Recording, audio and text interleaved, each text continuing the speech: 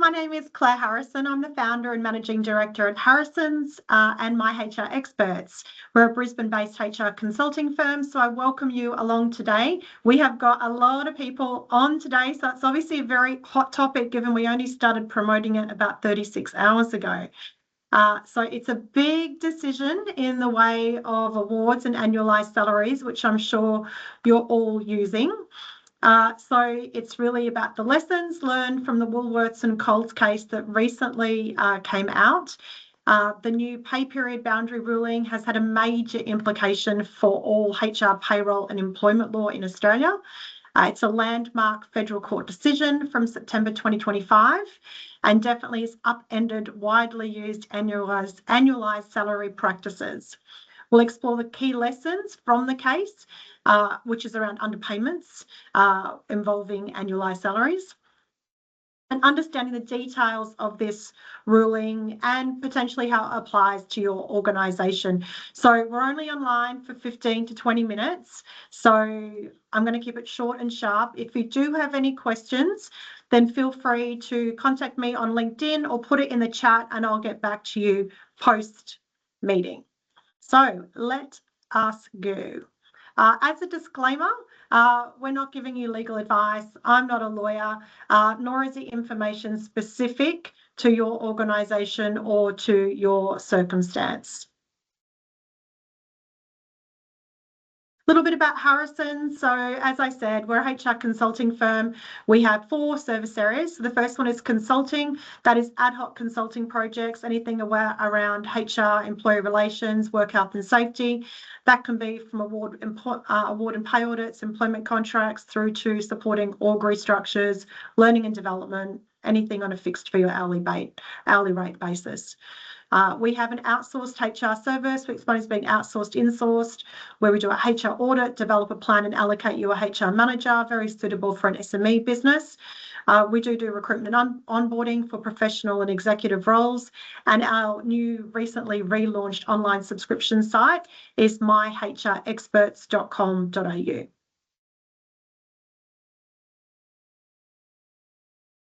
Okay, so what we're talking about, so it was a class action law case that happened. So it involved Woolworths and Coles. The lead applicants I've got listed here are represented by the same firm. We've got the dates here. The periods for Woolworths were from 2013 to 2019. And for Coles, 14 to 2020. The coverage was salaried managers at the various stores, and coverage for Coles approximately 10,500 current and former salaried managers. So we're talking about those salaried managers that were on annualised salary arrangements. So the decision was heard down. It was a 7-week hearing.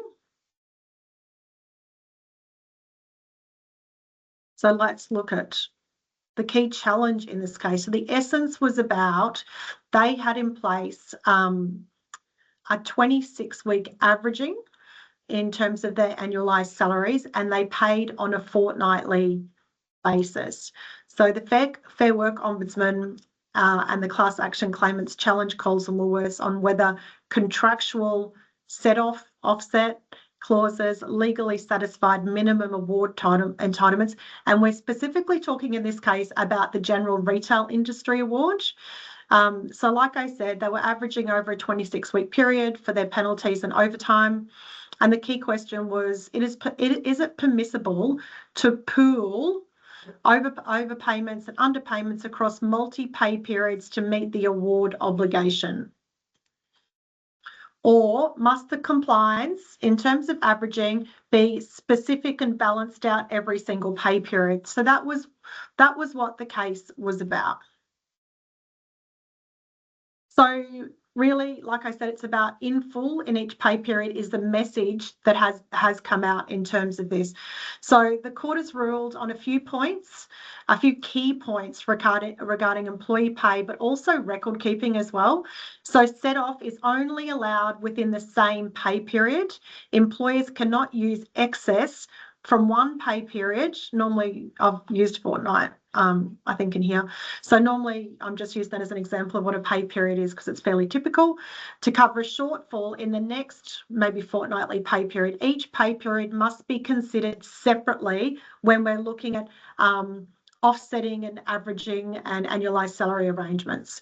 Annualised salaries are still, we're not saying they're not, they're still a valid approach as long as they are properly calibrated to cover all entitlements for each pay period. Employers must keep detailed records of overtime, penalties and allowance, even for salaried staff, which I know I often see as well. We're paid salary and above, so therefore, we don't need to record keep and an overtime doesn't matter.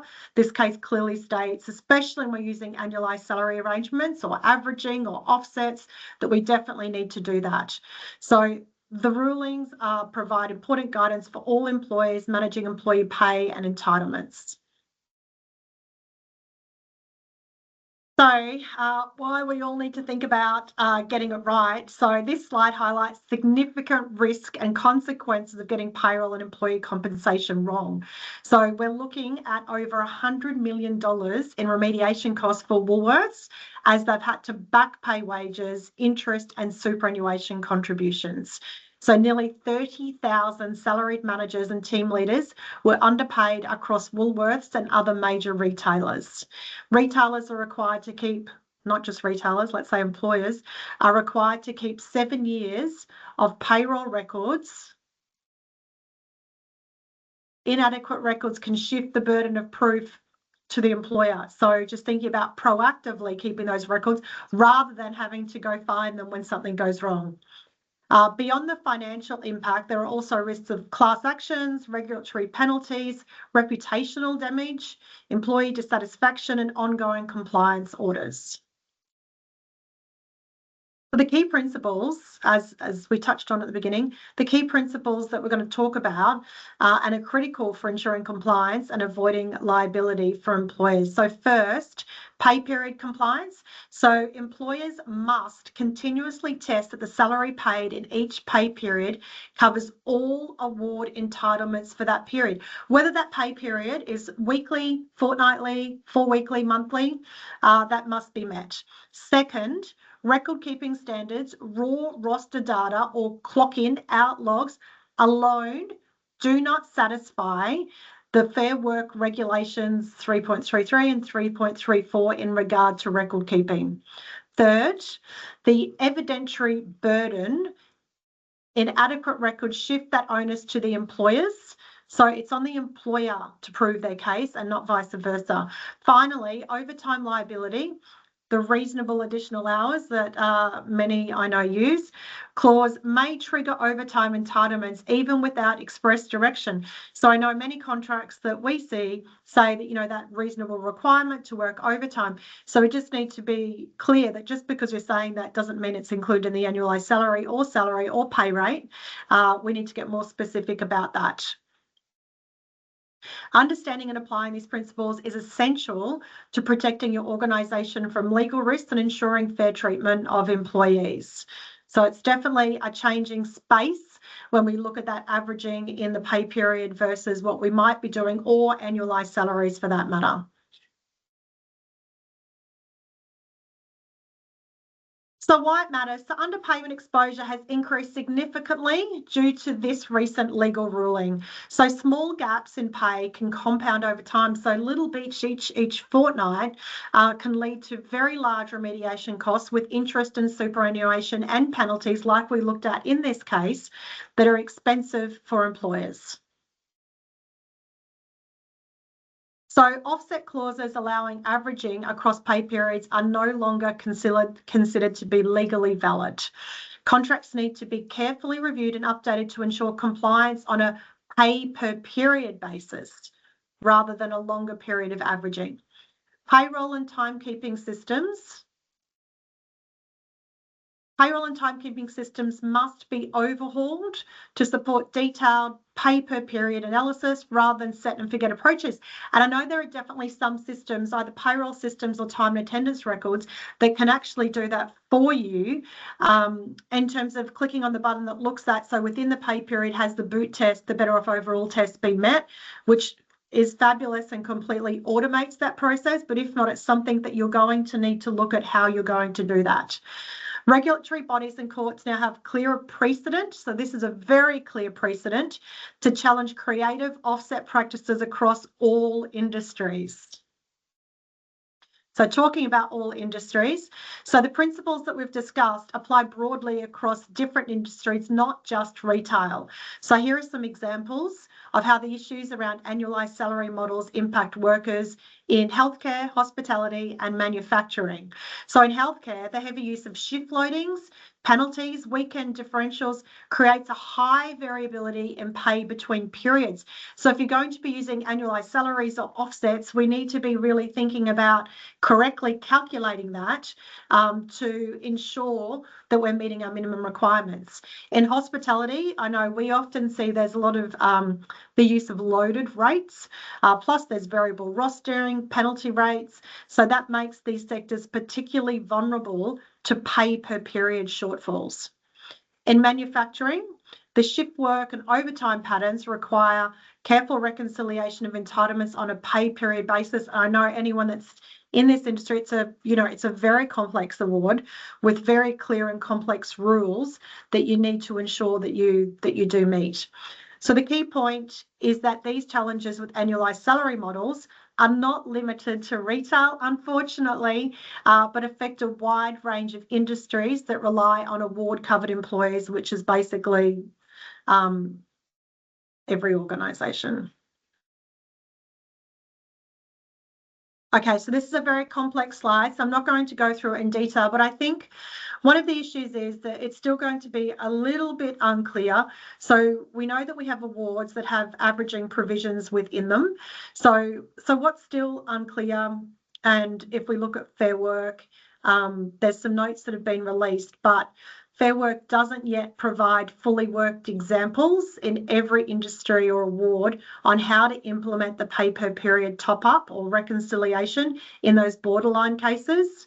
At the moment, it leaves it to employers the task of reviewing and checking their contract systems and record keeping. So Fair Work at this stage is not prescribing a singular method when it comes to that. It doesn't definitively resolve how award-based averaging provisions, where the award actually does allow for averaging, what the award allows for versus what the pay periods are. So, and how they'll interact in terms of this new pay period case that's created the precedent. So I've got here some possible interpretations and how we might look at structuring it to make it safe-ish based on the award that we'll look at, that based on what we know, I should say. So if we are using the awards averaging clause strictly, not contractual averaging outside award, if the award explicitly allows averaging over 4 weeks, for example, and includes terms about how it must be done, you might rely on that rather than separate contractual offsets if the award is dictating the averaging. However, you need to be really strict and careful to follow the award and all conditions in that clause, the timing notice, the maximum hours, etc., that are specific to each award. You'll need to maintain strong records for each week and pay period so you can show the reconciliation over that averaging period to be able to defend your position and make it very transparent. Ensure that any offset or set-off clauses are constrained by that same 4-week window. So don't allow pooling beyond the awards averaging span. And that keeps the averaging consistent and less exposed across cross-periods offset if you are following a current award provision. So maybe look at shortening your pay periods. So if possible, adjust your pay period to match the averaging span. So if your award allows for a 2-week averaging, let's just say, then make your pay period 2 weeks. I understand, although it reduces the tension, it might not always be practical to do that, but it's an option to reduce exposure. Top up within the pay period. So even if averaging is allowed, where a shortfall is identified within the pay period, consider making a top up in the same period or immediately after to reduce litigation risk and show good faith. These are precautionary, I have to say, rather than being strictly required under award averaging, and it depends on the context. So just something to think about, because you need to carefully look at the practices within your organisation, the award coverage, what your contract's saying.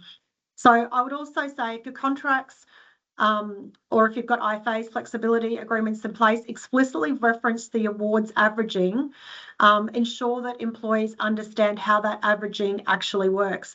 And saying that transparency may help mitigate disputes, but please note that transparency is not always a defence if the underlying practice is non-compliant.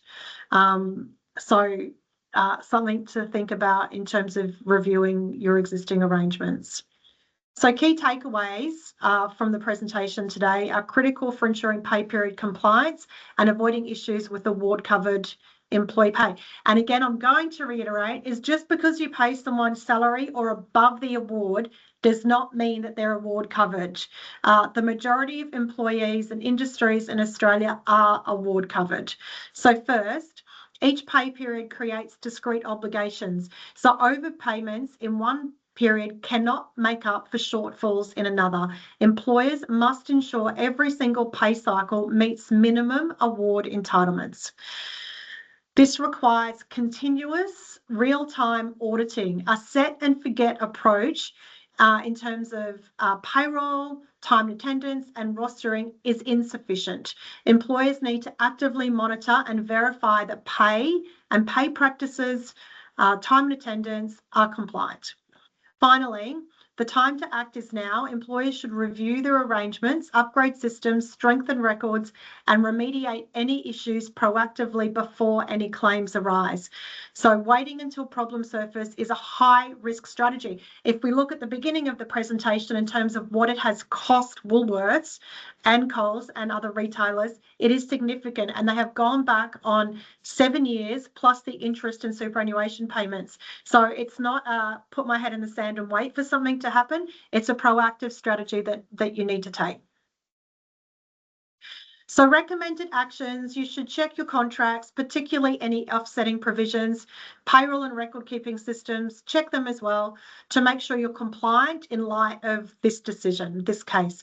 So here are 4 recommendations of actions to address your current salary arrangement issues. So audit salary arrangements to identify employees on annualised structures and ensure all historical entitlements were properly satisfied. So I'll make the point though, and important for you to know that only some awards and enterprise agreements, I should say, only some of them actually allow for annualised salaries. So you need to ensure that if you do have annualised salaries, they're in compliant with the award. There are many that do not allow for annualised salaries, so therefore you need to be offsetting in other ways, especially for award covered employees. But in the cases that you are covered by an award that has annualised salaries, that covers the classifications of the person you're trying to put on an annualised salary, is the other part that's important. You need to make sure that you are fully compliant with it. 2 is review your employment contracts to revise your offset clauses and remove averaging provisions that could impact accurate pay period calculations. So first of all, if they're not in the award, then remove them, change them, do what you need to do. If you don't have the provision in the award, then don't have the provision here, or get very careful about what you're putting in contracts or any IFAs. 3 is upgrading your rostering, time attendance and payroll systems to enable more granular tracking of hours worked, overtime, penalties, etc., and institute regular reconciliation processes with exception alerts. So those regular spot checks or peaks in terms of when people work, peak times of year, to make sure those checks and balances are in place. 4 is to strengthen record keeping practices to thoroughly comply with the regulations. So just to reiterate, is employees must meet record keeping and payslip obligations. This includes employers paying an annual wage or salary to their employees. It's not just for those weekly, hourly wage employees. Employers have obligations to make and keep records, including any loading, penalty rate or allowance payable to any employee, and any overtime hours worked where a penalty rate or loading must be paid for those overtime hours worked. If an employee is being paid a salary, their pay slips must include the employee's annual pay rate. So overall, the goal is to ensure full compliance with all relevant wage and hour regulations through a combination of auditing, contract revisions, system improvements, and enhanced record keeping. In terms of how we can help you, so we regularly do award and pay audits to ensure not just you've got the correct award and classifications, but also that any boot requirements are met, as well as pay audit. The employment contract and IFA review templates, Harrison's can definitely do and help you to develop or revise what you've already got. Regular, either an annual or regular payroll health check are all available. So I'm just over my 20 minutes. I thank you for joining me for what is a high profile case around pay period and annualised salaries. Like I said, feel free to reach out to me on LinkedIn or in the chat and I can get back to you. But if not, thanks for joining and have a fabulous day.